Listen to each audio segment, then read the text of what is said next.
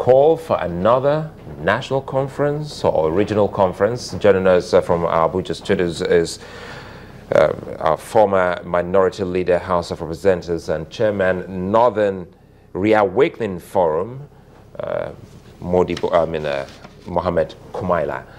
Thanks for joining us this morning, Mr. Kumaila. We just saw you in that particular report, which you heard earlier in the week.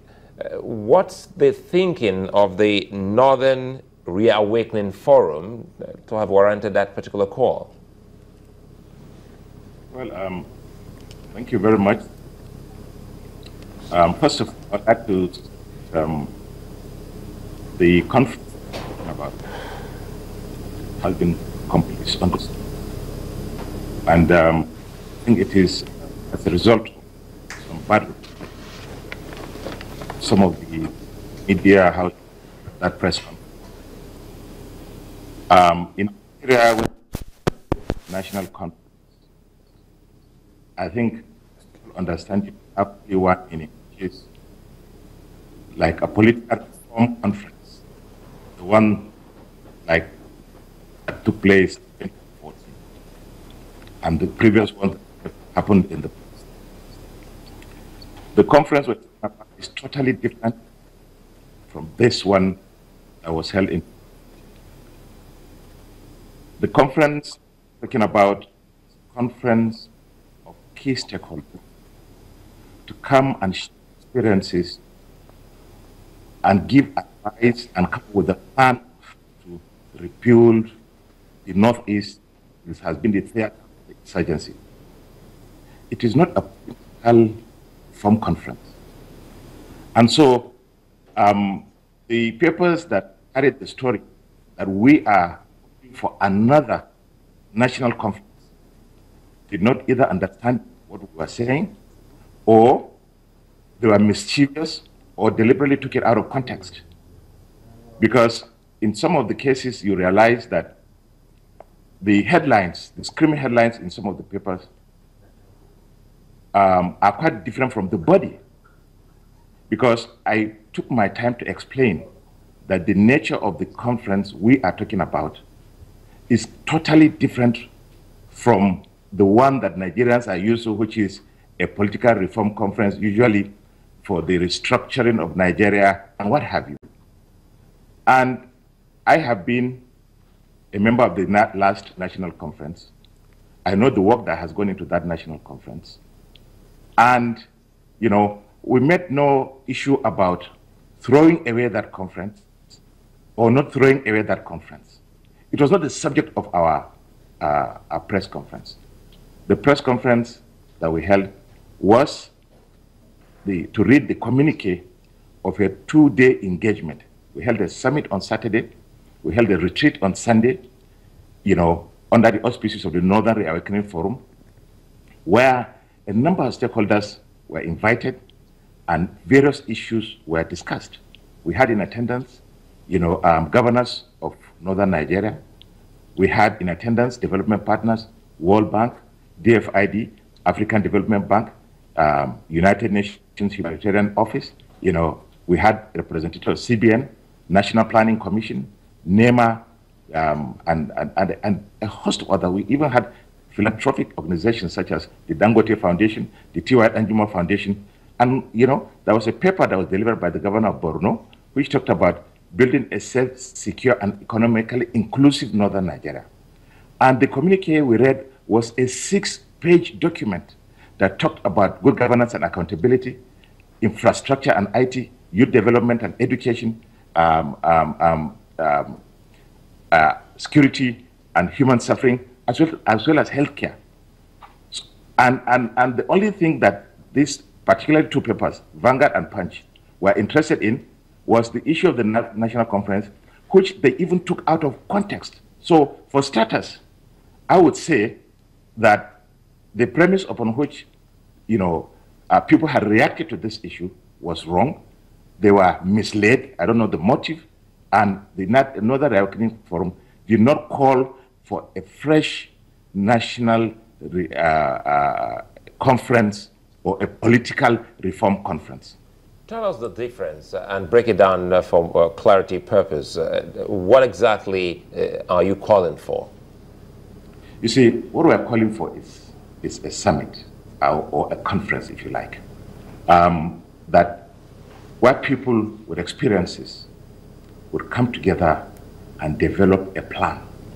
Now, insurgency is not new to the world. It may be new to Nigeria or the Northeast. At the summit, experiences were shared.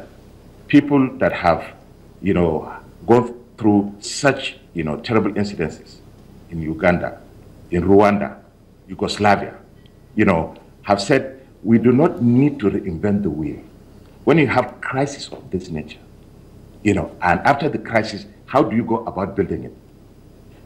The vice president who declared the summit open had stated that all the previous initiatives, the presidential initiative on the Northeast, PINE and, victim support fund and everything will be collapsed into one, and, T.Y. Anjuma is expected to head that organization.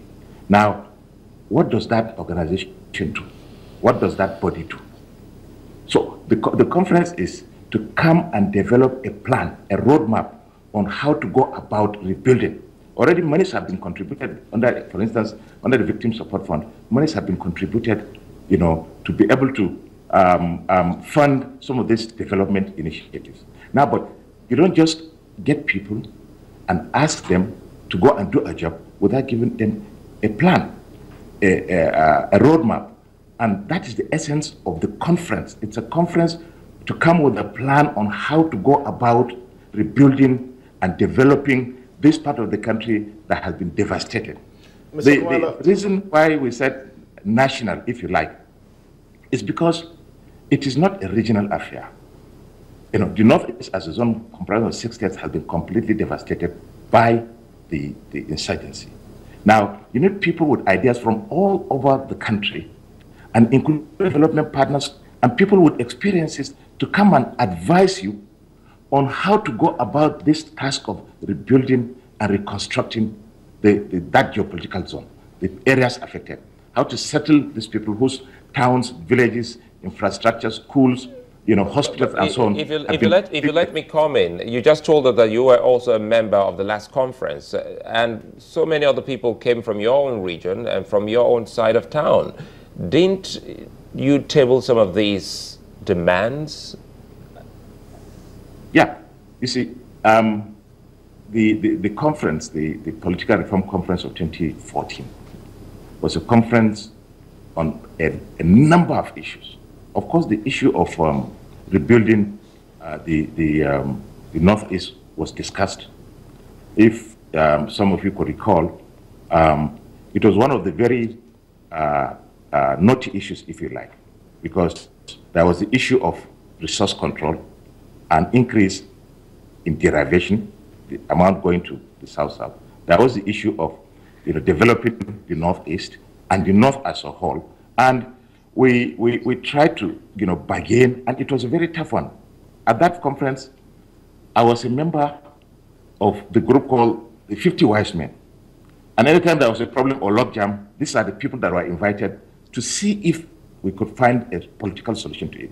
And that issue was discussed, and we eventually, that was the last issue that was actually discussed. We resolved that one, there was the need, because we could not agree on the figures, how much percentage to increase for derivation, how much percentage to increase for, to give the development of the Northeast region and so on. We could not agree on the figures. But we noted that one, there is the need for the Northeast to be rebuilt, and therefore government needed to look at what it could do in that regard, because it's not our pocket. We need to allow government to decide how much it could vote for that. There was the need to look at the issue of derivation. There's the need to look at the other zones in the north. There's the North Central and the Northwest, who have a lot of problems in terms of the effects of insurgency, issues of farmer and